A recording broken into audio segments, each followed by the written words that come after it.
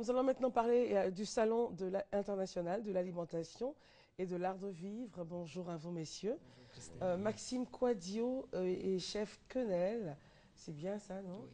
François Quenelle, mais c'est pas Quenel. grave. Quenelle, ça fait partie de la gastronomie. Voilà.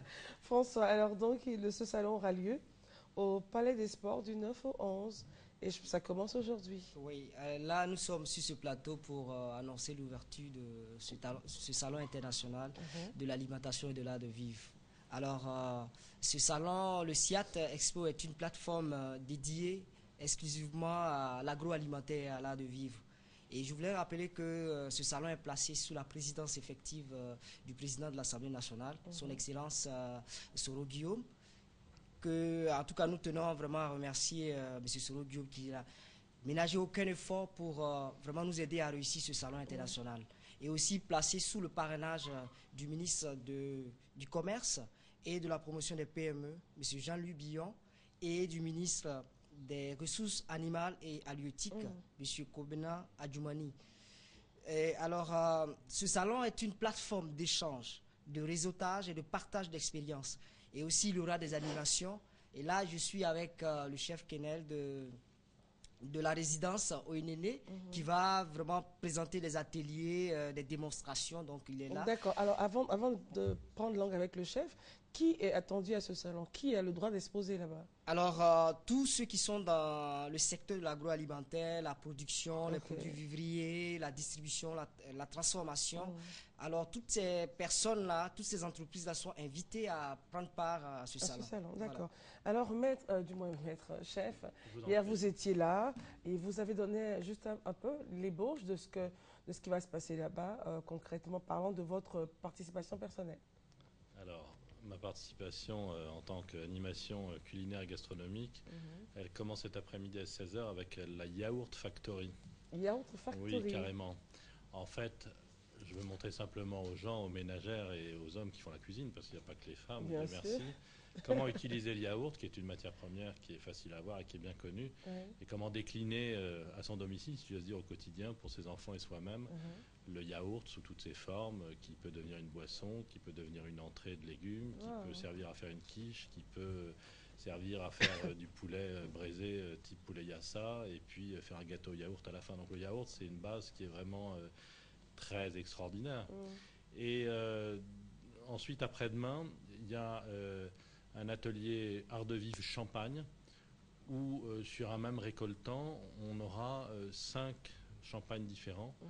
Et je montrerai comment par rapport au mai, et notamment dans la perspective de Noël, Mhm. on peut ne boire que du champagne, si j'ose dire, mais en jouant sur le demi-sec, le sec, le doux, et comment on peut, dans le repas, avancer par rapport au mets, apéritif, entrée, plat, dessert et digestif. Et puis enfin samedi, il y a un atelier chocolat où là, j'essaierai de montrer qu'est-ce qu'on boit avec le chocolat. C'est toujours une problématique parce que le chocolat, c'est un peu un produit à part. Bon, c'est quand même très prioritaire de savoir comment déguster du chocolat en Côte Bien d'Ivoire, sûr. quand même. Donc c'est un sujet majeur. Et donc il y a certains apéritifs et certains boissons et vins qui se prêtent, et selon notamment le pourcentage et la concentration de cacao, et si c'est du blanc, du noir, etc. Et puis enfin, il y aura les accords mets vins, où là, j'aurai des assiettes avec différents mets, et j'essaierai de passer en revue les principales familles de vins sur les blancs, les floraux, les secs, les doux, et sur les rouges, plutôt tanniques, moins tanniques, légers, selon les régions de France ou du monde. Et j'essaierai de montrer aux gens comment on peut obtenir des fusions ou à l'inverse des neutralités, parce que quelquefois quand on choisit le mauvais vin avec un certain mets, Évidemment, ça passe ça pas fait du un tout. plat Ouais. complet. Enfin, un plat, pardon pour le jeu de mots, enfin un plat dans le sens où ça marche pas. Ça marche pas du tout. Voilà, et à l'inverse, il y a des fusions extraordinaires. Camembert Bordeaux, par exemple, sur un vieux Bordeaux, c'est extraordinaire. Ça fait une fusion, par exemple. Donc il y a quand même des choses un peu à savoir pour augmenter son plaisir pendant le repas. Alors tout le monde peut participer à vos ateliers, à vos Oui, démonstrations? oui, c'est des ateliers ouverts C'est ouvert, de ok. démonstration. Donc les gens, D'accord. bien évidemment, sont conviés. Alors, et c'est à partir de quelle heure justement? C'est à partir de 8 heures. Les démonstrations du chef? Oui. D'accord. Voilà. On démarre avec la Yaourt Factory. Yaourt Factory. C'est aujourd'hui? C'est aujourd'hui. c'est À quelle heure? Aujourd'hui, ça débute à 9h30. 9h30 Voilà, au Palais des Sports. au Palais des Sports. Le 13 juillet, Et ok. je voulais dire aussi qu'il y a une animation très importante parce que nous voulons fêter la prolongation de la Tabaski Ok. avec le grain de la Tabaski. Donc là, il y aura beaucoup de bouffe et beaucoup Il de... y aura des espaces où on pourra manger et tout. Si, il y a Ok. des espaces où on pourra vraiment manger, se D'accord. mettre à l'aise, voilà. Alors, donc, nous invitons la population à sortir massivement ces 3 jours-là pour venir fêter avec nous. Voilà. Et c'est donc au Palais des Sports, le Salon international de l'alimentation et de l'art de vivre, à partir d'aujourd'hui jusqu'au 11 octobre, de 8h à 18h. C'est ça. Avec évidemment les interventions très pointues du chef. Les contacts pour terminer? Les contacts, vous avez le 22 00 46 20, le 01 94 91 69. Merci beaucoup. Voilà. En tout cas, merci beaucoup. Merci chef. Merci, Et madame. excellent salon à vous. Merci à vous. Avec Judith Assoumou, notre réalisatrice, on regarde cet élément, la chevillère, et on se retrouve dans quelques instants.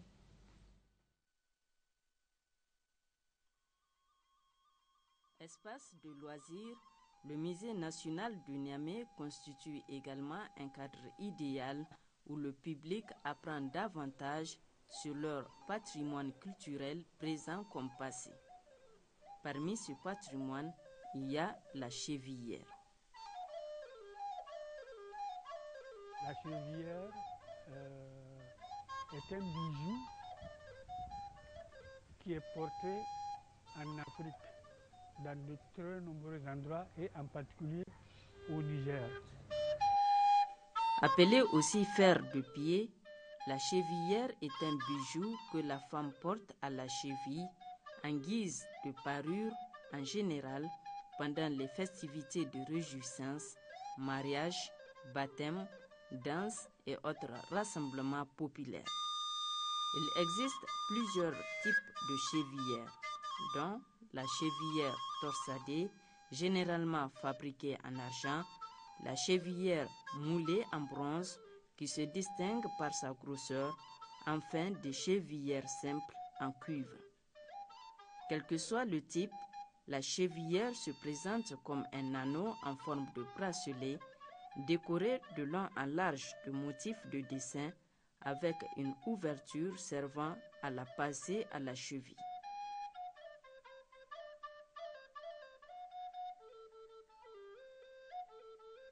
N'importe quelle femme zarma veut être nialée. Et le terme, il est mandingue, c'est niagalé, une femme qui frappe par sa présence, qui brille, qui s'impose et qu'on veut regarder.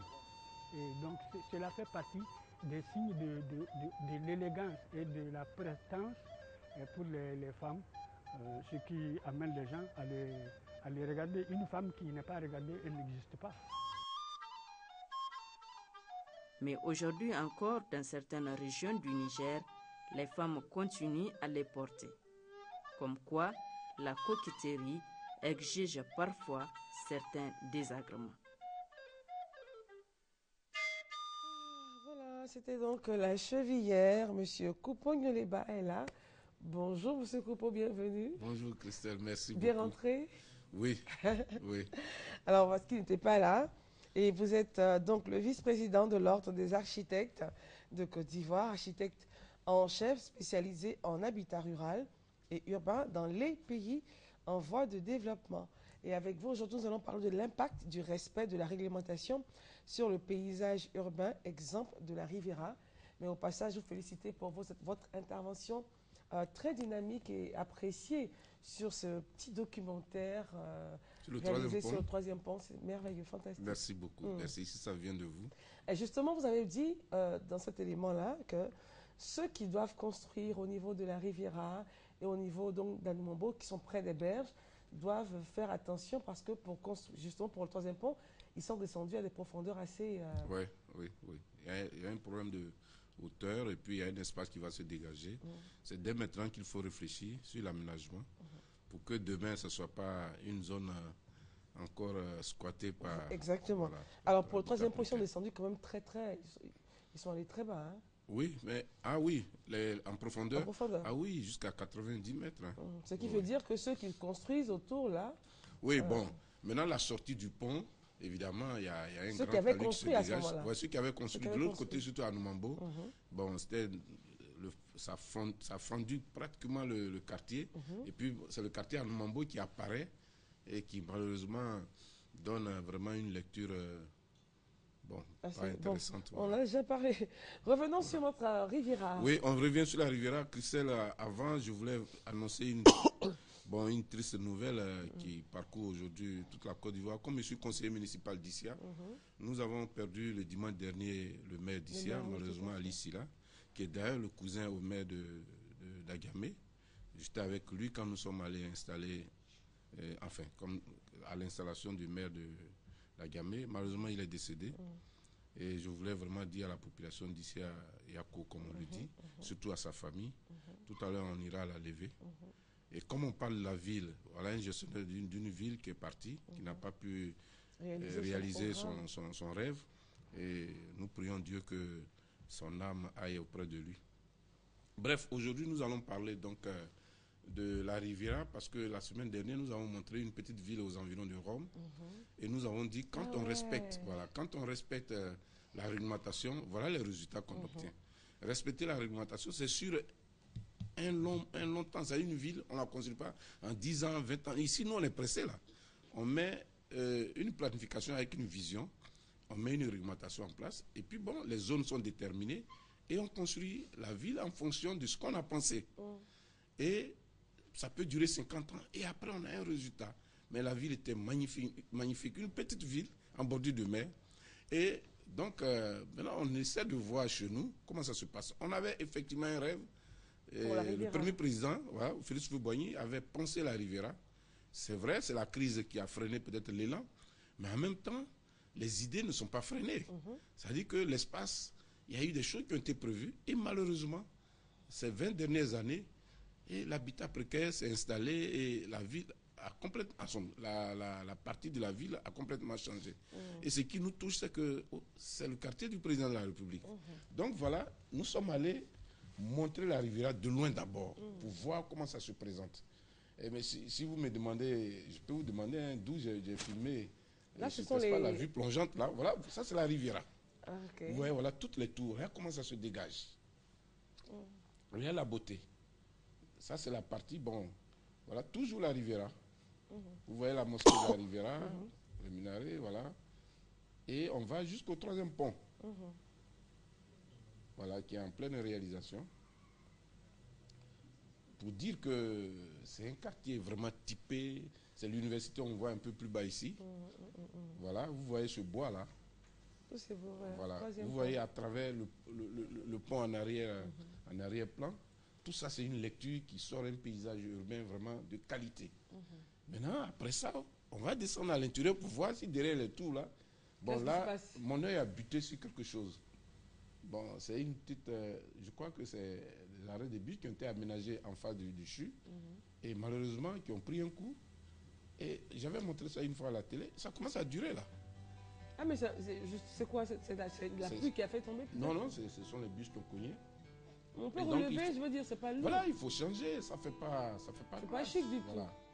Vous voyez ce petit bois là, vous voyez un peu le campus. C'est beau. Alors quand le campus a été fait dans les années 80, 70, 80, et il y a une partie qu'on a nommée Campus 2000. Moi j'étais là-bas en 78, 79, et Campus 2000 c'était une projection.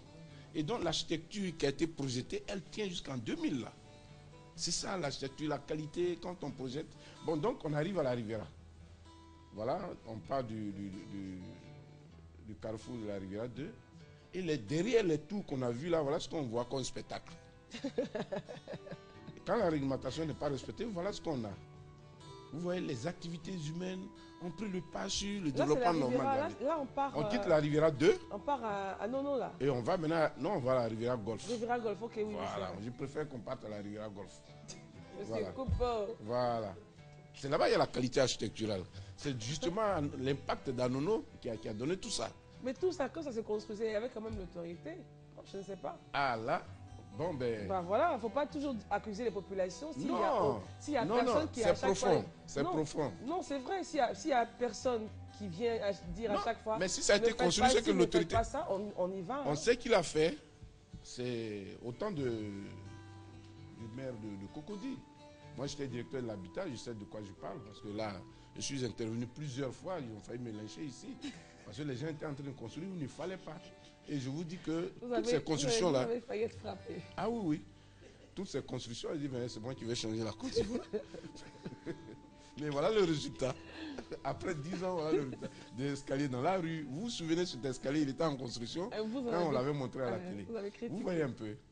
On a l'impression, et vous allez découvrir avec moi. Regardez dans le firmament, regardez la rivière qui pleure. Le firmament. C'est terrible, regardez la clôture. Les gars se sont barricadés, ils ont peur. Ils ont peur. Regardez. Oh, Vous savez mais ça existe depuis longtemps. le désordre.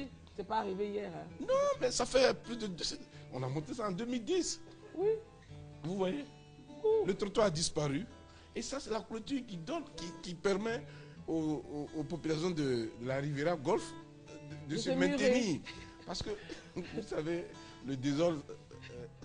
on dit le désordre mange la qualité. Le désordre mange la qualité. Ah, j'aime cette expression. Ah, vous le voyez? désordre mange la qualité. Vous voyez, ça c'est la clôture du cimetière. Voilà, nous, là-bas. Hein? Ils Avec ont essayé de faire un petit jardin, mais il ne peut pas tenir le jardin. Parce que le jardin refuse de vivre. Voilà. Et cette voie-là, elle relie le carrefour de la rivière 2 et le 3e pont. Ah oui, c'est une voie qui va prendre de l'ampleur. Vous voyez, les jeunes filles, elles n'ont même pas de trottoir. Et regardez, derrière cette clôture, regarde là-bas, la qualité. Vous voyez? Il y a un laxisme en fait en Afrique, on aime bien ça. Ah oui, qu'on peut pas. La réaction. Vous allez voir comment l'État investit pour faire ce quartier-là. Tout à l'heure, vous allez voir quelques éléments. Et vous voyez? Bon, ça qui doit débroussailler, ce sont les habitants ou la mairie? Non, ça c'est le domaine public. Ok. Donc, bon, moi je ne veux pas accuser quelqu'un, mais j'ai attiré l'attention pour dire il faut qu'on fasse quelque chose pour sauver la Riviera. Vous voyez la voie? Vous voyez les bâtiments inachevés, exploités en rez-de-chaussée, c'est interdit tout ça. Et ils quittent l'autre côté là, ils viennent du côté de la Riviera pour verser la saleté. Oui. Vous voyez? Ils quittent là-bas, du côté d'Anono, et ils viennent vers... voilà. Et comme il y a une clôture, les autres là-bas. Et vous avez fait un gros plan sur le... justement. Ah ouais, mais ça m'a paru bizarre. J'ai vu la mer de Cocody et puis bon. Bon, moi, c'est des petits éléments que j'essaie de faire ressortir. Bon, en même temps, il faut voir, il faut qu'on nettoie tout ça. La rue, il faut qu'on fasse la fasse revue parce qu'elle va prendre l'ampleur parce qu'elle sera plus exploitée. Le problème, c'est que, bon, on ne doit pas s'installer quelque part, mais on laisse une personne, une deuxième personne, une troisième personne, ça fait un quartier après. Ah oui, mais il faut ça crée des soucis. Ouais. Et là, j'ai voulu montrer, c'est l'emprise de... Et là, il faut qu'on remercie l'État parce que... il faut rapprocher votre micro. Voilà. Il faut qu'on remercie l'État parce que le boulevard de France était bloqué à un moment donné au niveau de la Riviera. Et donc, tout a été dégagé. Bientôt, la voie sera faite. Ça, c'est où, ça? Ça, c'est la Riviera Golfe. Oui. Il y a le boulevard de France qui quitte Saint-Jean, là, qui va passer par là. C'était bloqué parce que les gens avaient construit sur l'emprise. Tout a été dégagé. Et en même temps, on lance un message parce que cette voie-là, elle va traverser un espace déjà construit. Donc, il faut une bonne étude. Ce n'est pas seulement la route carrossable, non. Il y a l'impact de la voie. Les bretelles, les voies d'accès par rapport à ce boulevard-là. Il faut que l'étude soit bien menée pour qu'on ne fasse pas les mêmes erreurs que le boulevard Mitterrand qui est une voie inachevée. Voilà. Elle est inachevée parce qu'il n'y a pas de voie d'accès. Et aujourd'hui, les gens ont construit à 4 mètres du boulevard et ça pose des problèmes et des accidents tout le temps. Et puis avec mais là, ils ont taillé donc leur talus. Ah oui, mais ça, c'est le quartier. Hein. Ils font des efforts. Hein. Ça, il faut féliciter les habitants de la Riviera parce que quand même, c'est vaste, il y a beaucoup d'espace vert et l'entretien, ce n'est pas évident. Voilà. Et Bon, voilà, et on est en face de l'ambassade des États-Unis, hein. Voilà, avec un bâtiment très, très beau. Mais on voulait demander aux Américains d'avoir pitié de nous pour nous aider à peindre un peu nos façades. Ah oui, mais moi je suis allé en Italie, j'ai vu une petite ville où est installée une grande firme automobile. Mais elle a un impact sur le développement de la ville. Elle a construit des cités, des restaurants, des magasins, même un musée. Améliorer le cadre de Ah vie, oui, quoi. et donc on peut le faire. Et Il ça, suffit qu'on c'est quoi? demande. On a eu un tas d'immondices tout à Oui, l'heure. c'est dans le quartier. Mais tout ça pour dire qu'il faut organiser un peu. Il n'y a pas de bac. Voilà, pas de bac. Mais vous allez voir devant, les gens ont essayé de mettre des petites poubelles, comme en Europe. Pour améliorer un peu chez eux. Voilà. Bon, là aussi, il faut retoucher un peu les voies. Voilà, quelqu'un qui a construit un peu plus haut. Et donc, dans ma promenade, j'ai vu, voilà, ça c'est la résidence d'un architecte. Vous voyez comment il a... Voilà, quand on met les touches, voilà. Faites appel aux architectes, ils vont vous aider. Ne faites pas les choses au hasard. Il y a des gens qui sont là à l'école pour ça. Voilà, c'est tout. C'est un architecte, c'est en même temps sa résidence, son bureau. Voilà. Et là, je félicite vraiment l'imam de la mosquée parce que c'est propre. Oui, ça c'est vrai. Repeint chaque fois et ça rime avec le cadre. Avec les couleurs ambiantes. Voilà, vous voyez tout ce petit collectif-là. Quand on quitte les tours, on descend R+3 jusqu'au bord de la lagune en rez-de-chaussée. Vous voyez la qualité. Quand vous voyez ce bâtiment-là, ces bâtiments qui sont là, pourquoi les couleurs ne changent pas? En fait, le revêtement, c'est un revêtement dur. C'est du carrelage. Voilà. Et ça tient, ça traverse le temps. Nous lançons un message aux gens parce que tous ceux qui conduisent des immeubles, il faut penser à tout ça. Bon, ici, c'est l'emprise du boulevard de France. Voilà, des bâtiments hybrides. C'est pour ça qu'il faut respecter la réglementation, mais un cahier de charges. En fonction de l'architecture des lieux, on dit voilà, comment il faut construire. Et on donne aux architectes de construire. Voilà. Un bel immeuble, regardez un peu les décrochés, les balcons, tout ça. Il suffit d'une petite couche de peinture, c'est fini. Et en face, et ça va se faire. Et cet espace-là? Ça, c'est l'emprise du boulevard de France.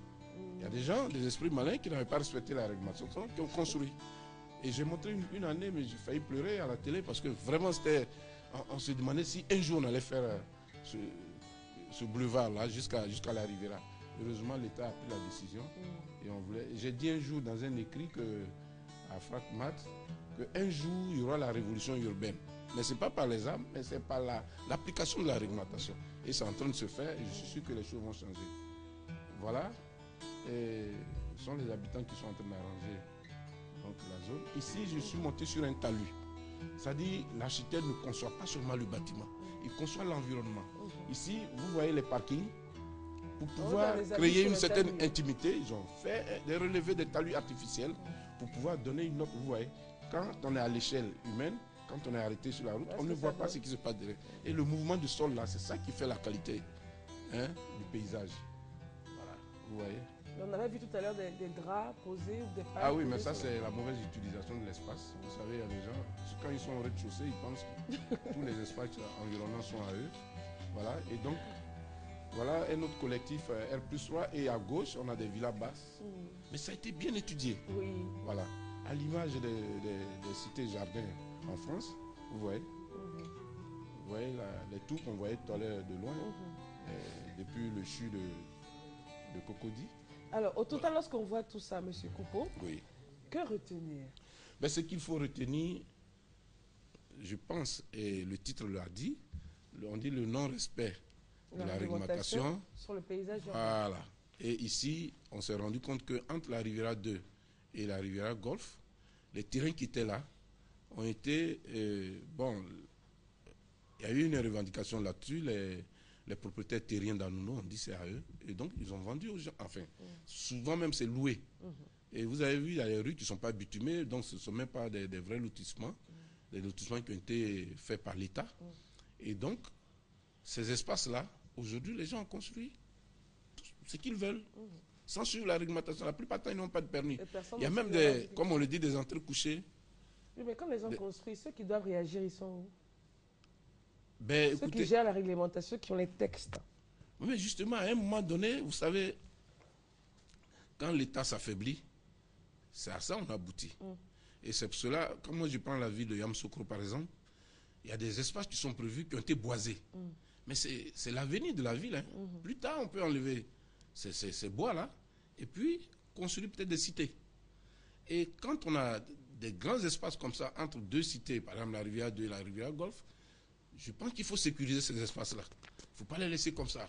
Et les gens ont l'impression qu'il n'y a pas de projet là-dessus. Et c'est là qu'il faut, l'administration, le maire surtout, doit être le gardien de ces espaces-là. Mais il ne faut pas les distribuer aux gens pour dire, bon, ben, moyennant quelque chose, on construit. Et s'il n'y a pas un cahier de charges vraiment bien fourni, avec la rigueur dans la gestion de ces espaces-là, les gens construisent ce qu'ils veulent. Et quand on traverse, on est pratiquement à 1 kilomètre de la résidence du président de la République. Donc, et quand le troisième pont sera ouvert, vous allez voir le trafic. Déjà, mais ça va prendre vraiment une certaine ampleur qui fera que la visite sera plus aisée. Le touriste qui arrive, et sont les conséquences que nous sommes en train de vivre actuellement. Mais on peut faire la réflexion. On peut faire la réflexion et l'ordre des architectes est prêt à accompagner donc, ceux qui vont faire cette réflexion-là pour que nous puissions faire avec, recomposer l'espace. Il faut faire avec, on ne peut pas démolir. Il faut recomposer. Il faut recomposer, il faut voir la rue, les emprises, qu'est-ce qu'il faut faire, planter des arbres, changer les couleurs, tout ça, on peut rattraper. Merci beaucoup. Mais il ne faut pas laisser comme ça. Merci beaucoup, Monsieur Coupeau. Vous êtes le vice-président de l'Ordre des architectes de Côte d'Ivoire, architecte en chef spécialisé en habitat rural et urbain dans les pays en voie de développement. Le sujet, c'était donc l'impact du respect de la réglementation sur le paysage urbain, exemple de la Riviera. Merci d'être venu. À jeudi prochain. À jeudi prochain. Voilà, d'ici là, portez-vous bien. L'émission a été réalisée par Judith Assoumou et toutes les équipes. Nous disons merci donc aux différentes équipes qui ont travaillé d'arrache-pied depuis 3h, 4h du matin pour que vous puissiez avoir ce temps d'antenne. On se retrouve donc la semaine prochaine. Au revoir.